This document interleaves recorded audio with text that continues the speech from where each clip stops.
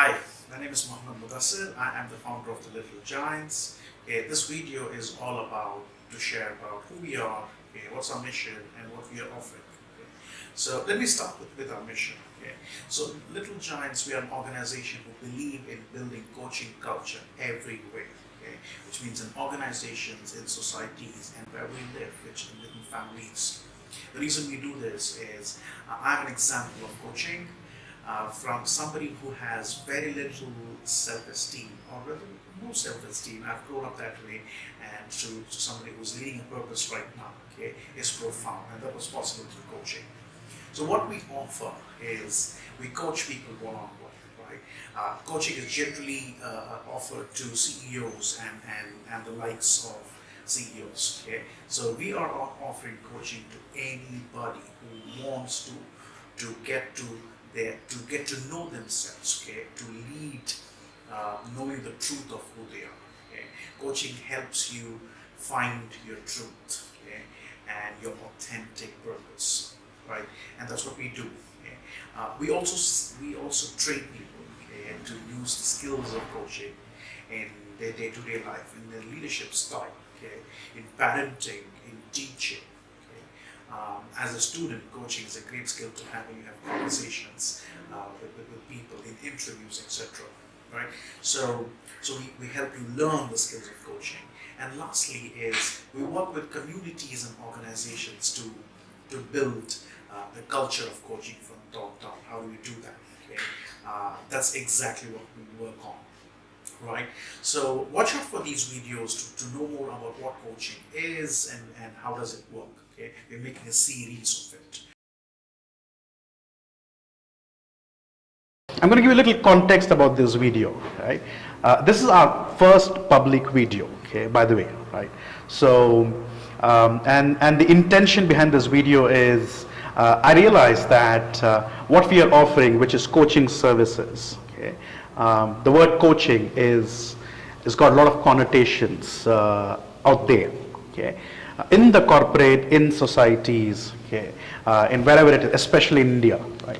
So the context of this video is to build awareness of what coaching is in the first place, because I come across a lot of people who don't understand the difference between sports coaching, and maths coaching.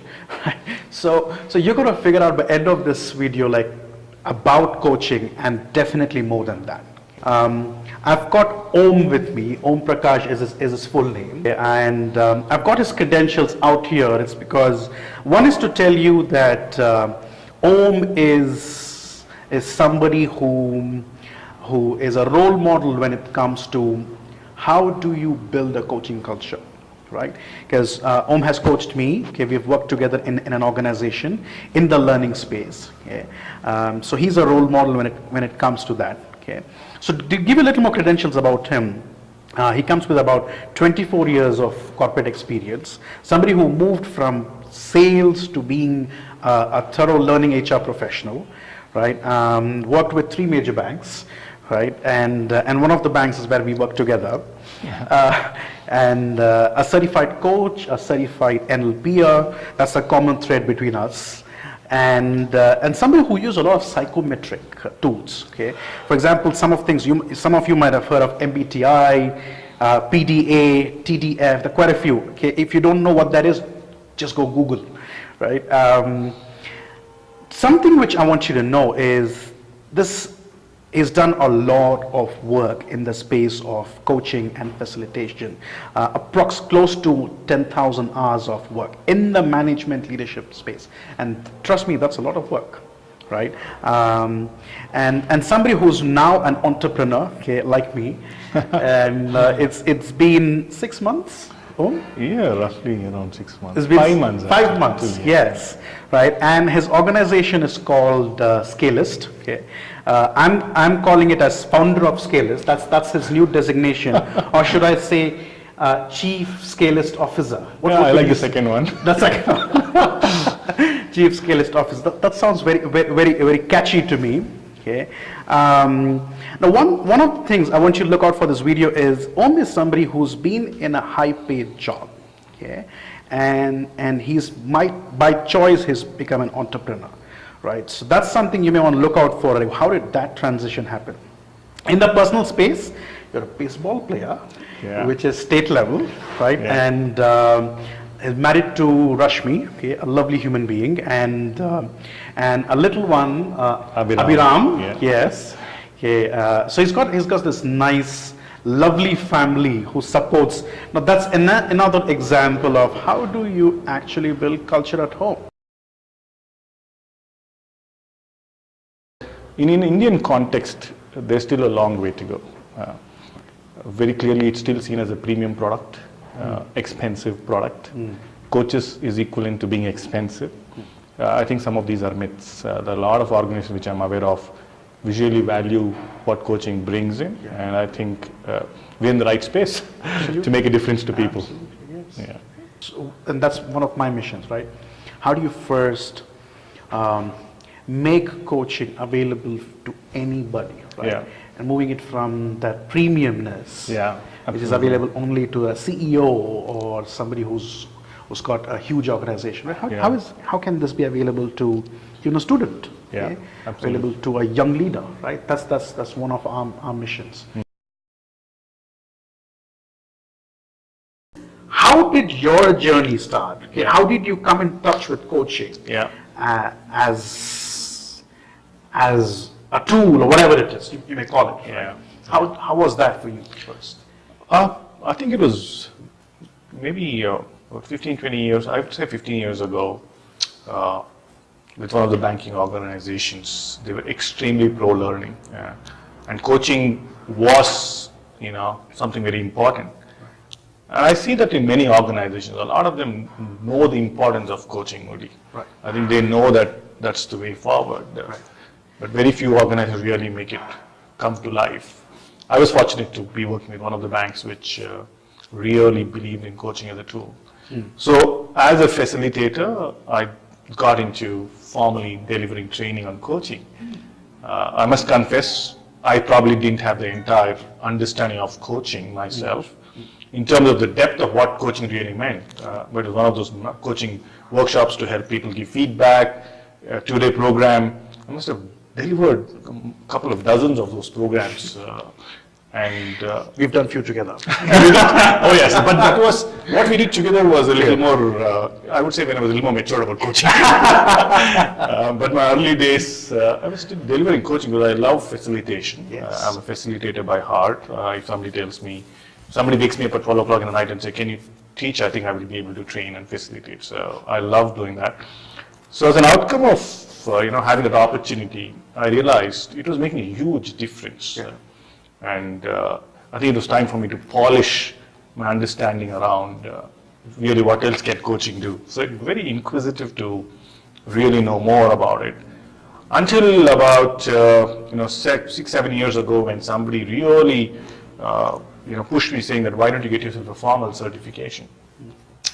And I realized at that point of time, although it was an expensive decision, I realized that it was important to make that formal journey more to unlearn than to really learn.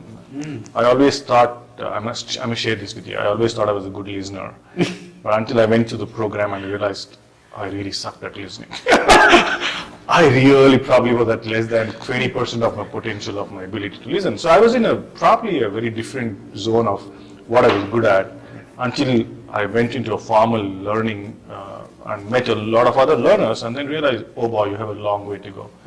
So that way, I think in the last 12 years, I've come across various forms of coaching, being there, having delivered programs, having been a learner, and with time, I would say a lot more clarity on what coaching can actually do and how important it is actually in a manager's life or an individual's life for that matter, because it could play a fantastic role in various facets of life.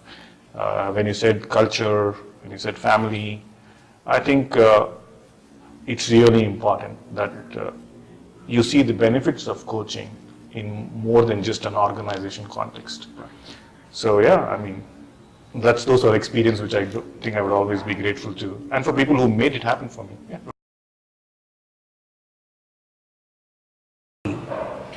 I'm a product of coaching.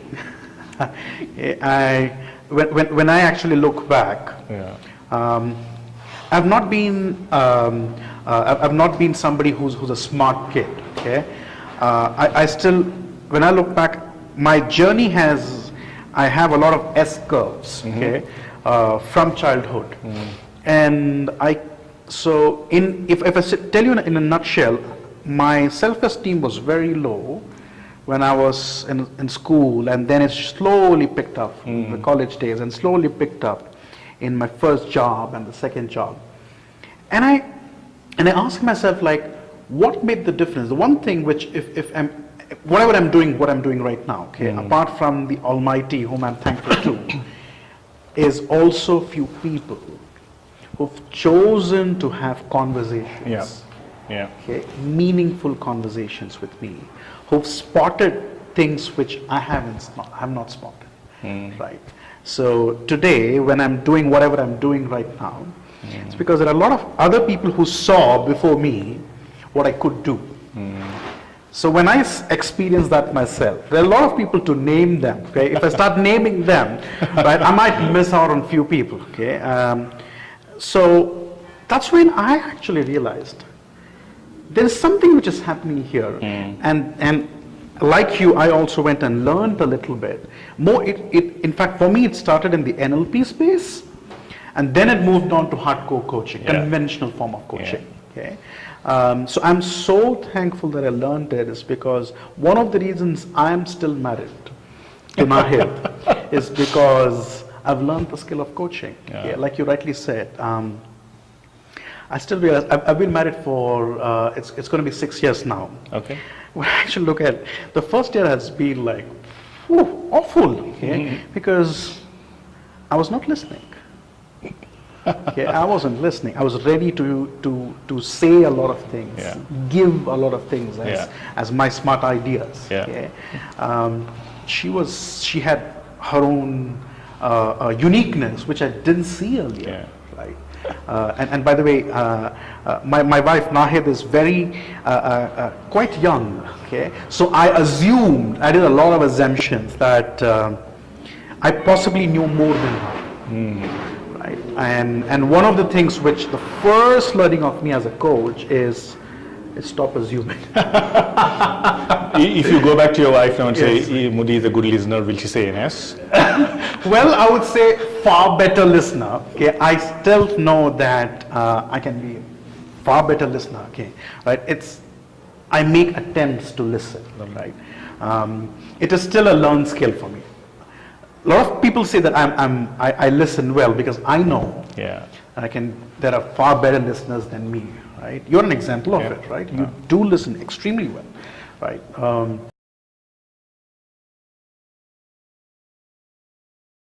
Where does this need begin for somebody? What do you think when you look at it from outside now? Okay, with your experience in organizations, right? Where does the need for coaching start? Yeah, that's a brilliant question, Moody. What I've realized is organizations have become a lot more demanding, right? And there's a lot of pressure on individuals who work there, especially at the people manager level, honestly. And it's very natural for them to therefore translate some of the pressure on people, both peers, subordinates. In the bargain, they tend to lose, their relationship quotient with people, which therefore makes it that much more difficult, a complex a task to be successful without troubles.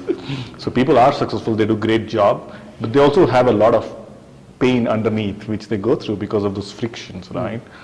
I think this is where coaching can really make a difference.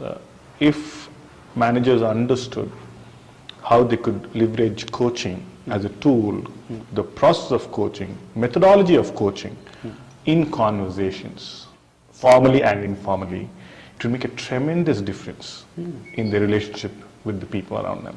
And that's so true back at home as well. So for me, it's important that that realization happens, and the sooner it happens, and that's where I love your point that even if the college, people who are in the college as well, I think if they have that ability and if they can get access to understanding coaching as a methodology, you are helping them be successful very early in their life. In the corporate world, it's a lot more definitely needed simply because of the amount of pressure which people go through.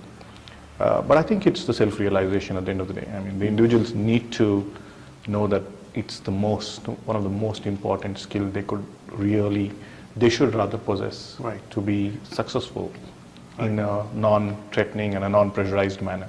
Non-threatening, non-pressurizing. I'm going to come back to that when we talk about culture, sure. Because this is two essential things in a corporate today, isn't it, right? Yeah. So one thing I've heard you say is it's going to make life easy for people managers and leaders, right?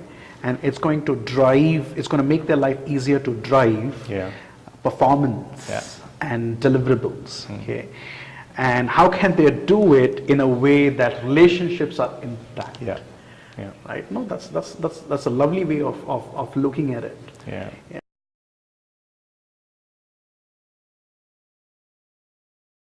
Why should one consider coaching? Back, I did mention, Moody, that the options sometimes can become a victim, right? It's like you're spoiled with options, right? And it becomes difficult. Sometimes you go to the restaurant. Before going to the restaurant, you know what you want to eat. But the minute you go see the menu, now you want to look for alternates, and then you get a little confused. I personally feel in an individual's life, something very similar does happen. We think we have clarity, but sometimes, and then when we hear other options, that sounds better, that sounds better, that sounds better, and finally, you still probably don't have the clarity of what you want to do. And I think the sooner somebody gets that clarity and the sense of direction, which happens only when you self-reflect and you connect with yourself and say, this is what probably I will enjoy the most. And I think that's important, and that's when I think an individual really benefits from the clarity. And that's what a coaching process can do. Right. Absolutely. In fact, one thing which worked for me in the coaching process is the sense of direction. Yeah. Absolutely, which was lacking for me, which resonates with me when you say that. Nobody. So I want to remind you that when you came to me after your break and you said, Om, I need to share this with you, and you decided you want to move on, it was not a good feeling for me. But then you said something, Moody, which I really remember when you said, Om, after a long time, after a lot of contemplation, I have the sense of purpose. Don't stop me. Beyond that, that you really nail, and it wouldn't have been fair at that point for me to do anything beyond. So for me, that was a moment of truth of your life and what you want to do. So, well, I mean, if that's so clear, one knows where they need to be. Absolutely. So one of the things which leaders today, which in my personal humble opinion, which if they can work on it. When I say leaders, I'm obviously talking about anybody who is taking charge of their life, right? Is that sense of purpose, right? Whatever they are, wherever they are, right? How can they look for a sense of purpose? It's not about the job. That's what it took me some time to realize that, right? How can you find out, is this for you? Is this what you want to do 5 years from now, 10 years from now, 20 years from now, that sense of purpose? And is this who you are in doing what you're doing, right? So that's an interesting, so that's what you would guide people. Absolutely. Right? Can seek for coaching, even if coaching is not given to them on a platter.